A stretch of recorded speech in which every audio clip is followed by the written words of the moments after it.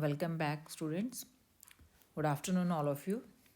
जैसा कि पता है आपको, लास्ट क्लास में हमने क्लासिफिकेशन किया प्रोटोजोआ का। Now we start with it another topic that is locomotion in protozoa. जैसा कि आप सबको पता है कि प्रोटोजोआ में क्लासिफिकेशन का जो सबसे बड़ा बेसिस था वो था लोकोमोटरी ऑर्गेनल। जैसा कि तुम्हें पता है कि protozoans they have pseudopodia, cilia, flagella, spores, etc. as their locomotory organ. So locomotion is again, in protozoa is based on different types of locomotion is there based on different types of locomotory organelle. Okay, before we proceed, first we should know what is exactly locomotion. What is locomotion? Locomotion is movement of a living organism from one place to another place. Right. So if you see the organism move from one place to another over a solid surface, it can be liquid medium or it can be gaseous medium. So, movement of an organism over solid surface or liquid or gaseous medium from one place to another place is known as locomotion. You know that there are several methods of locomotion. The first one is, and the very common one, is walking. Right. Another is running. The animal can run. The animal can fly. Flying is another type of locomotion. Then swimming. Then hopping. Hopping का मतलब समझते हो, jumping. Then creeping, रेंगना.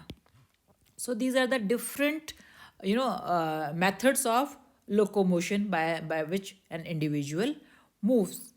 Right. Now, if you see that all the animal except sponges, most of the coelentrates and parasites, except these three you can say groups, sponges, coelentrates and parasites, all the organisms, they move, they locomote from one place to another place. Right. Now if you see, as I told you, that there are different locomotory organelle. So based on the type of locomotory organelle involved, we start with locomotion. First one is amoeboid locomotion.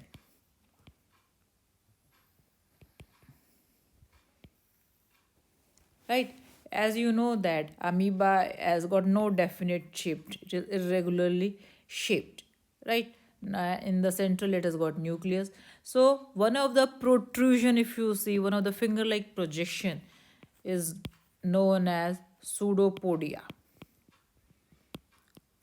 Or amoeboid locomotion can be termed as pseudopodial locomotion. Pseudo means false. Podia means leg. So you can see these are the false legs or temporary legs like structure formed, and with the help of these structures the animal or the amoeba moves.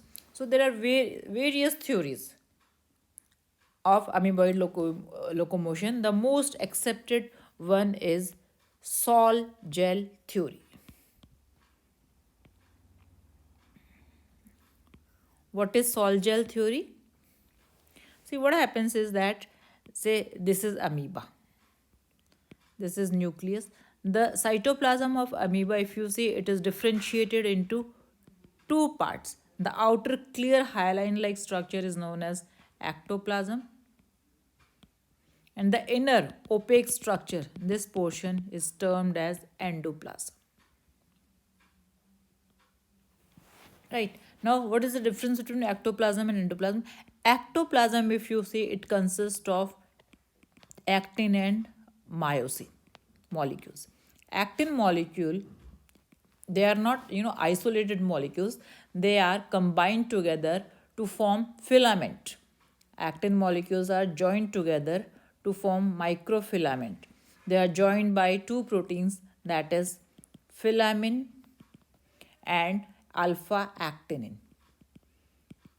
These two proteins, they join together to form they join different actin molecules to form a microfilament. Whereas myosin, if you see, it is present throughout ectoplasm and endoplasm as isolated unit. Whereas in case of, that is why ectoplasm, if you see, it is gel, because this actin molecules, they form something like microfilaments in this position, as a result of which it becomes gel like. Whereas if you see endoplasm, endoplasm is more fluidy in nature or flowy in nature. Here the cytoplasm, if you see, is more flowable, because here you see that these protein molecules, they are found in isolated form, they are not combined together to form microfilament. Correct. So this is the composition of cytoplasm in amoeba. Right. Now what happens is that how pseudopodia are formed. Here you'll see that, see, this is amoeba, right? If you see, the body of amoeba is differentiated into ectoplasm and endoplasm. This is nucleus, and these are the various cell organelles. Now if you see that the surface of the cell membrane of amoeba, it consists of receptors. You can see these are the receptors. Now these receptors, when they bind with certain chemical signals are present, these chemical signals are present in the surrounding. These chemical signals, when they bind with the surface receptors over here, they bring a change in the ectoplasm. And what is this change? That they bring depolymerization of actin microfilaments.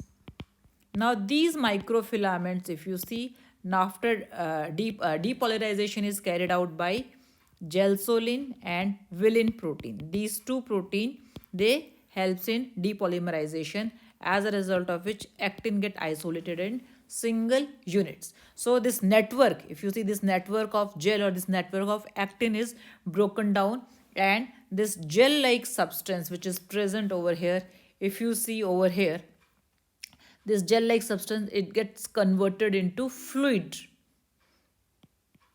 right? Now due to change of gel into sol at that particular point, osmotic concentration increases or osmotic pressure increases. Due to increase in osmotic pressure over this area, to balance it, the endoplasm, which is more fluid in nature, it moves forward towards this end. Now this, if you see, this particular area, due to force of endoplasm being flowing towards at this particular end, it leads to the formation of a finger like projection, which we call as pseudopodia. Right. So immediately if you see that a force is generated at the end, which forms pseudopodia. Correct. Now you see that here, if you see that it is the actin whose polymerization and depolymerization is responsible for the formation of sol and gel. This sol and gel interconversion leads to the formation of pseudopodia or disappearance of pseudopodia. Now at the hind end, this was the forward end. At the hind end of the pseudopodia, of the amoeba, if you see that here also the ectoplasm changes into endoplasm. If you see, this is a model of amoeboid locomotion. Here you see that this end is forming what? Pseudopodia. The hind end, if you see here, can you see this arrow? This arrow shows that ectoplasm is being converted into endoplasm. Right. Now, so what happens is that as soon as the ectoplasm is converted to endoplasm, it gets converted into fluidiform, and it results in the formation, creating pressure over the ongoing, endoplasm. And you know that here also at the hind end also another feature that which takes place is, apart from ectoplasm being converted into endoplasm, here at the hind end some part of the cell membrane, if you see, it is removed. So when some part of the cell membrane is removed and pressure is created, this pressure pushes forward towards the advancing end of the pseudopodia, and here addition of cell membrane take place. So deletion or removal of cell membrane at hind end and addition of new cell membrane at pseudopodial growth and also take place.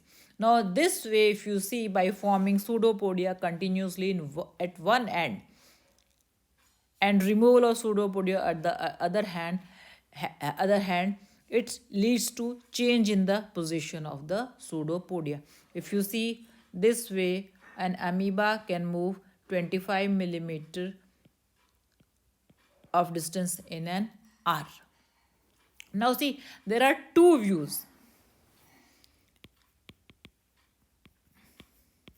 There are two views regarding the generation of force for the formation of pseudopodia. Now what are these two views? If you see, first view is that it is assumed that, see, this was, suppose this is pseudopodia, this is the, you can say, this is the pseudopodia, and this is the hind end. Now what happens over the at the hind end is, here, actin filaments are there. These actin filaments, they slide over each other, they form microfilaments and they contract. So when they contract, if you see, obviously when these filaments they contract, they brings out what? They brings the two cell membrane closer, creating a pressure forward. This contraction, it pushes the endoplasm forward, then towards the advancing end. Second hypothesis is that there are actin microfilaments which are present on the endoplasmic structure. You know that so many cell organelles are there. These cell organelles, if you see, they are, there are actin and myosin filaments which are associated with these endoplasmic structures. Right? Thus, sliding occurs between ectoplasm and endoplasm because of the actin and myosin filaments present on the endoplasmic structure, and this sliding causes what? Contraction of ectoplasm, thereby moving the endoplasm forward. Right. So see, whatever the reason may be, we have stated about two reasons. One at the hind end, actin microfilaments; other at the actin and myosin present on the endoplasmic structures. But whatever the reason is, that it is a movement of microfilaments which results from sliding mechanism involving coordinated interaction of actin and myosin proteins, leading to the formation of pseudopodia. And over here, formation of pseudopodia requires energy which is provided by ATP. I hope with this it is clear to you that how formation of pseudopodia occurs.